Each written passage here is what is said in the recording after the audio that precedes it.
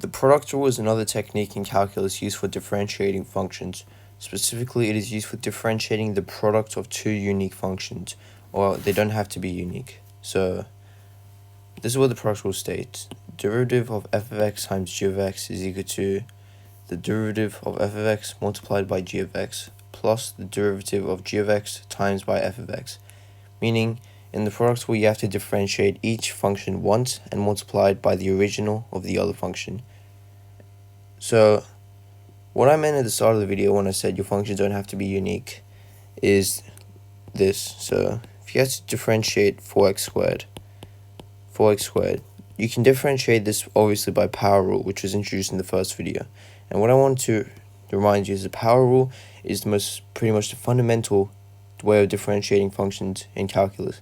The product rule and all the other rules you're going to learn for differentiating are pretty much rules that describe what happens when you differentiate a function by product rule, by power rule. However, the reason these rules exist is because you clearly can't differentiate some functions that easily when you have the product of them.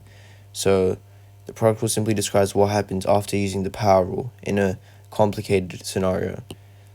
But in this simple scenario, let's use a product rule and by saying 4x squared, writing 4x squared is 2x times 2x. So in this case, we have the exact same functions, and we can use a product rule to differentiate this.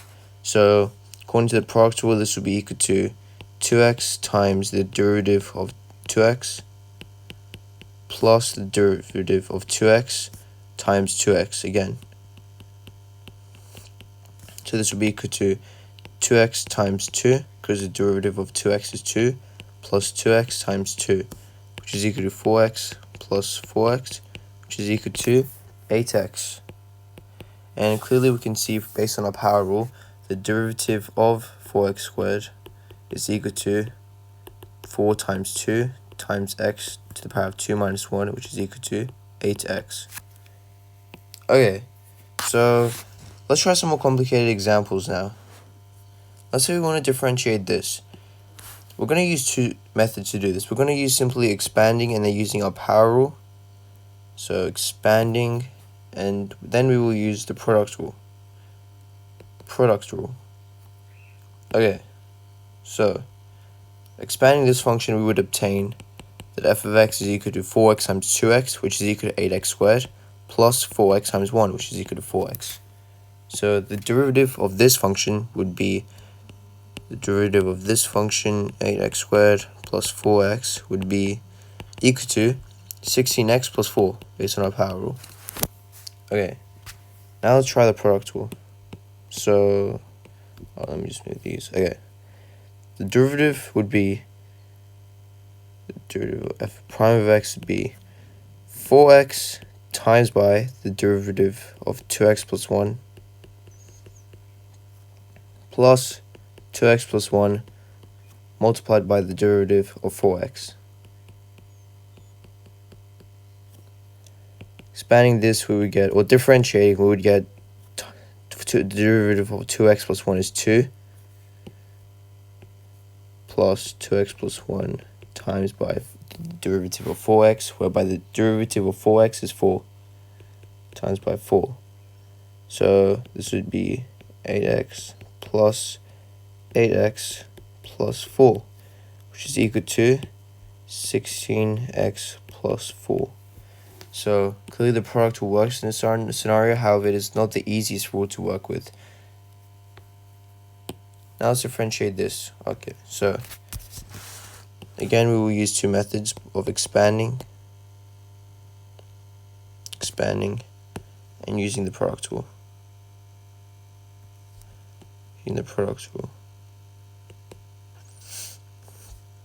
Okay, so expanding this function, we would get that f of x is equal to 2x times 4x, which is equal to 8x squared, plus 2x times 1 over x, which is equal to, the x's will cancel out, meaning it'll be equal to 2. So remember, 2x over x, the x cancel out, equal to 2, plus 1 times 4x, which is equal to 4x, plus 1 times 1 over x, which is equal to 1 over x. So writing this in descending order, we would get descending order of powers, we would get plus 4x plus 2 plus 1 over x. Now, this means that our derivative using our power rule would be 16x plus 4 plus 0 minus 1 on x squared.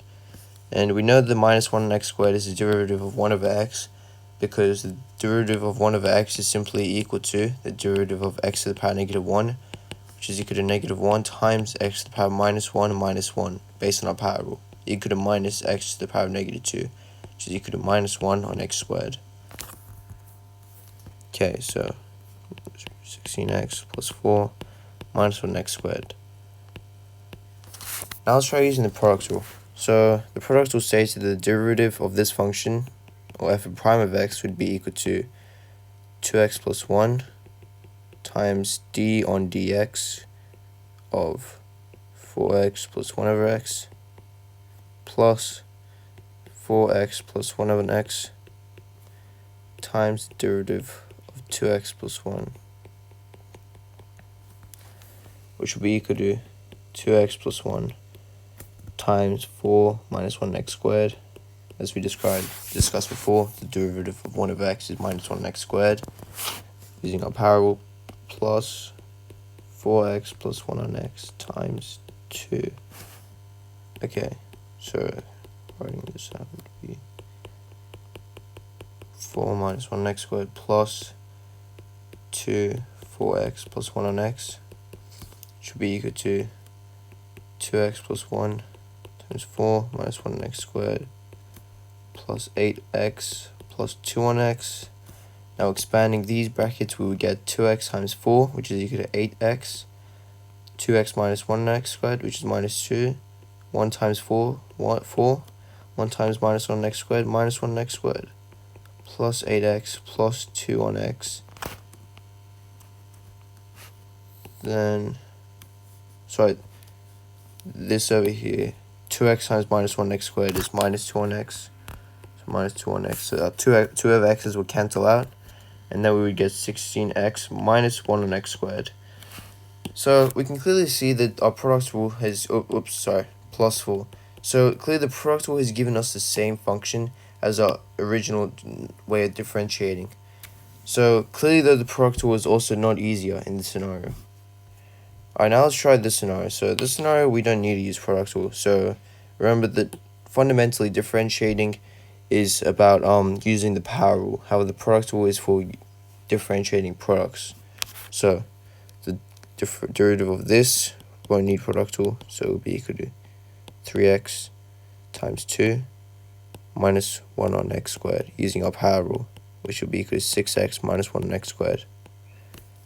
Okay, now let's differentiate this. Clearly, we cannot expand this, so the product rule will be the easiest option to use in this scenario.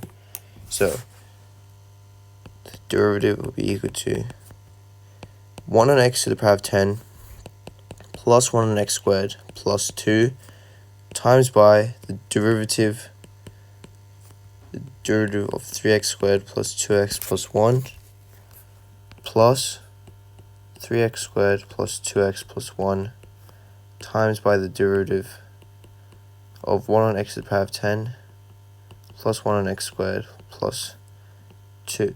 Okay, so 1 on x to the power of 10 plus 1 on x squared plus 2 times the derivative of 3x squared plus 2x plus 1, which is 6x plus 2, plus 3x squared plus 2x plus 1 times by the derivative of that function. And we know that the derivative of x to the power of 10, 1 over x to the power of 10, or x to the power of negative 10, is equal to negative 10 times x to the power of minus 11. So we write minus 10 x to the power of negative 11. Similarly, 1 over x squared will become negative, and then the power of the denominator will increase by 1, which is the pattern we see in differentiating fractions, where the x is in the denominator, minus 1 x cubed, and the derivative of 2 is 0. Okay, so in products where you generally wouldn't need to expand all your functions, because clearly in this scenario it would be insane to have to expand this. So you can just leave your answer as this, and the product rule is clearly much easier than expanding this as well. So this is in a scenario where you have to use product rule and you cannot simply expand the function unless you have the time. So negative 10 on x to the power of 11 minus 1 on x cubed. Now the negative from here we can take out of the bracket and bring it out to the front.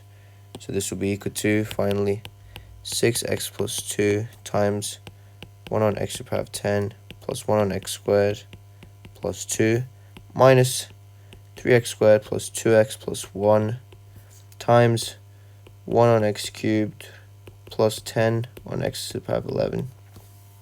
Alright, let's try this problem now. So, as you can see, that this is the product of three different functions, which is different from what the product rule explains, which is how to differentiate the product of two functions. So, normally when you have the product of n different functions, you can still use the product rule, but you'd have to break up your functions into two separate functions. So what I mean by this is you would represent f of x as a product of this function in the blue brackets multiplied by that function, and then you would use the product rule. But there still exists some product rules which describe how to differentiate n different functions. That's a challenge you can figure out yourself, but for now, using the product rule which describes the product of two different functions, we can still differentiate any type of function. So let's continue. So the derivative f of prime of x will be equal to 3x plus 1 multiplied by the derivative d over dx of 2x plus 1 times 4x squared plus 1 plus 2x plus 1 times 4x squared plus 1 times the derivative of 3x plus 1. Okay, so as you can see, to solve this or differentiate this by the product rule, we have to differentiate another two products within our steps.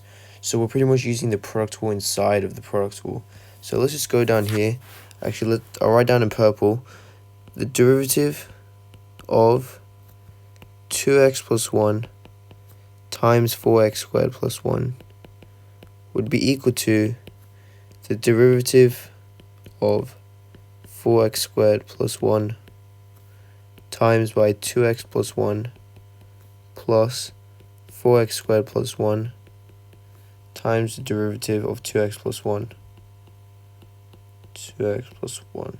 So this was equal to 8x multiplied by 2x plus 1 plus 2 times 4x squared plus 1, which is equal to 16x squared plus 8x squared plus 2, which is equal to 24x squared plus 8x plus 2.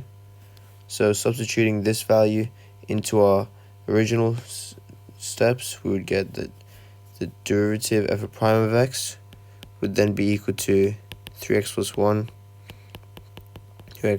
times 24x squared plus 8x plus 2 plus 2x plus 1.